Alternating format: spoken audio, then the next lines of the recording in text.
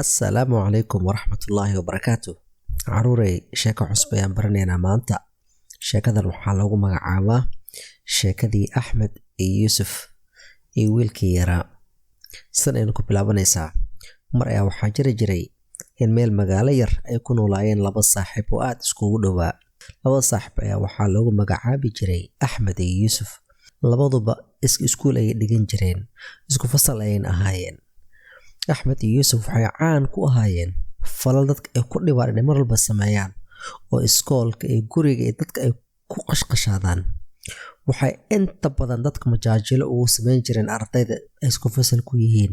Maalin maalmaha ka mid ah ayaa iskoolka wuxuu ku dhawaaqay in olole samafal ah oo lagu caawinayo carruurta danta yar ee magaalada ku nool.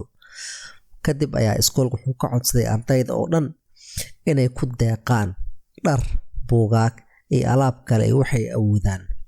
Axmed iyo Yuusuf waxay go'aansadeen inay ku deeqaan alaab ciyaareed oo duug ah iyo dhar aysan u baahnayn mar dambe oo aad iyo aad u xumaa. Laakiin ma isku dhibin oo ma ku mashquulin inay dharkii soo dhaqaan ama ay nadiifiyaan.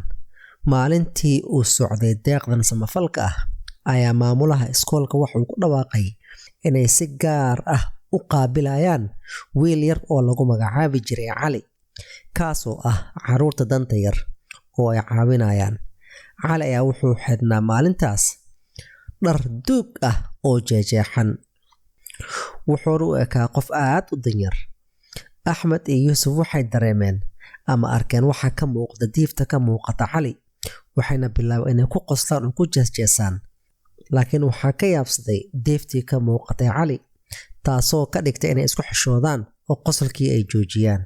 Waxay garteen dhaqankooda xun uu ahaa mid naxariis daro iyo cadaalad daro ay ka muuqato, oo Cali oo asagaba ay ka muuqato dhibaato iyo xaalad aad u adag.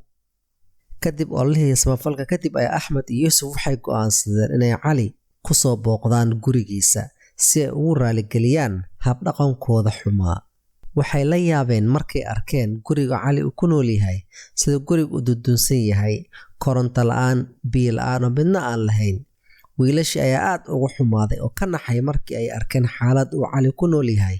Waxayna dareemeen inay aad ugu xun yihiin habdhaqankii ay kula dhaqmeen markii Cali iskuulka uu yimid.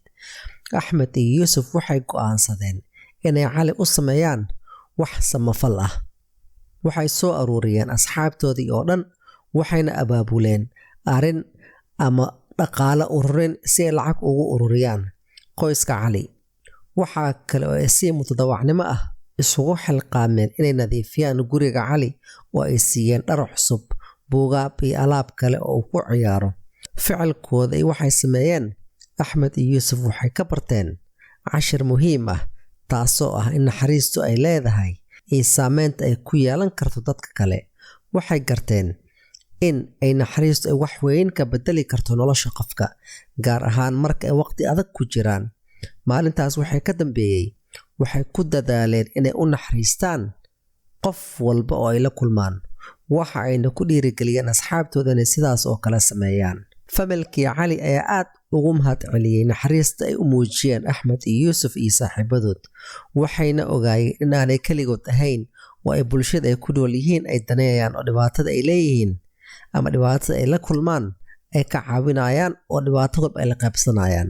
Cali iyo Axmed iyo Yuusuf waxay ogaadeen in mararka qaar xitaa ficilka ugu yar ee naxariista ah ay wax weyn ka bedeli karto nolosha dadka kale.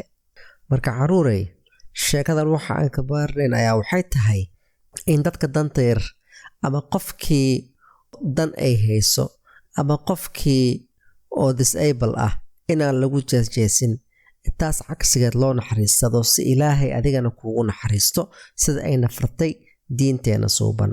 Caruurey, sheekadan halka ay noogu eg tahay. Ilaa sheekada dambe aan ku kulmi doono, waxaa idinkaga tegayaa assalaamu calaykum waraxmatullaahi wabarakaatu.